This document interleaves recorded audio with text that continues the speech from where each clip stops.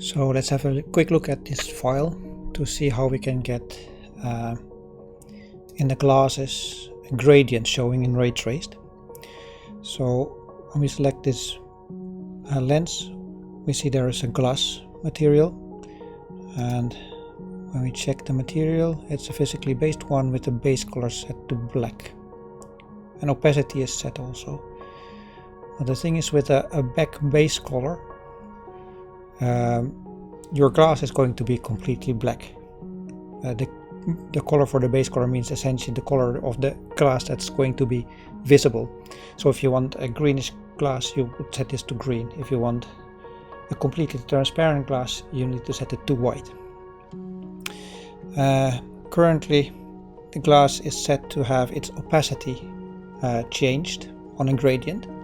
But what you really want with tinted glasses is not to change the amount of opacity, how much light is going through, on top of the filtering of the base color, but you want to just set the gradient of the base color.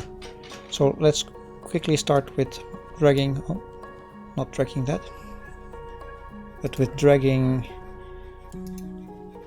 the texture from the opacity channel to the base color channel. And you can already see here it's a bit better. But as I said, when you set black to the base of a base color of a transparent object or transparent material, is going to be completely black. So let's first set opacity completely to 0, so it should be otherwise completely transparent. But black, completely black base color means no light gets through, so it's going to be completely black rendered as well. So we go into our gradient texture, and we are going to set it to a lighter color. Let's just put it on gray.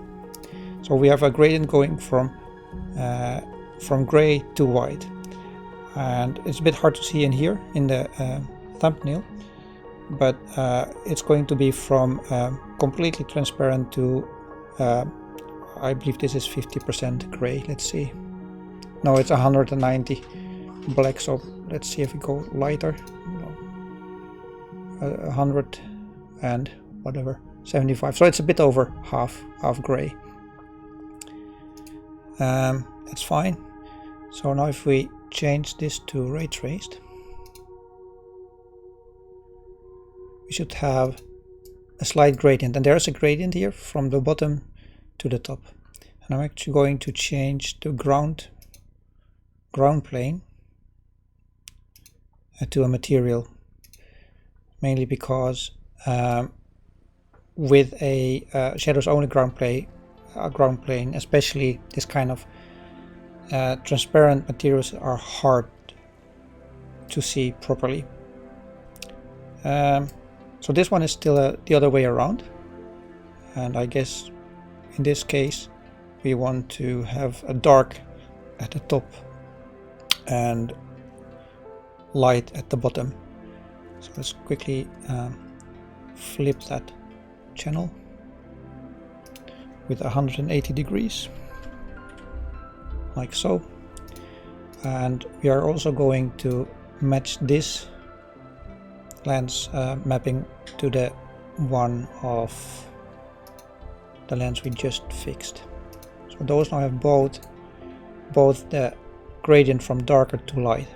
And to make it a bit more clear, I'm going to play a bit with the colors. So let's put in, say, an orangey color at the top. That's not really orange, right? So they're a bit more orange.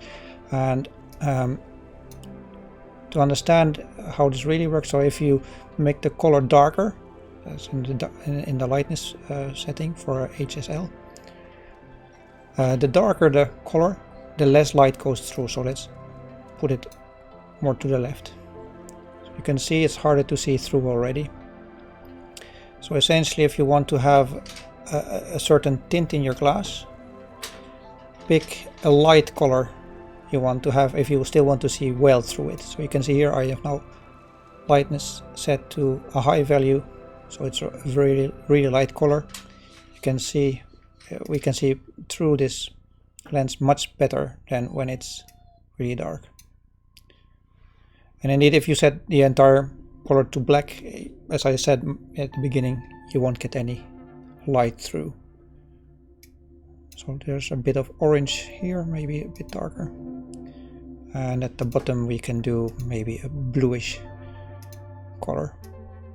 And again, if you do really dark, so quite low numbers here, you won't get lots of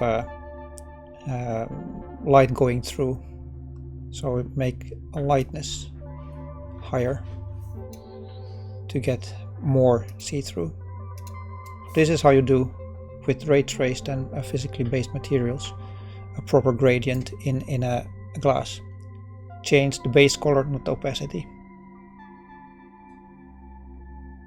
I hope that that's now a bit clearer.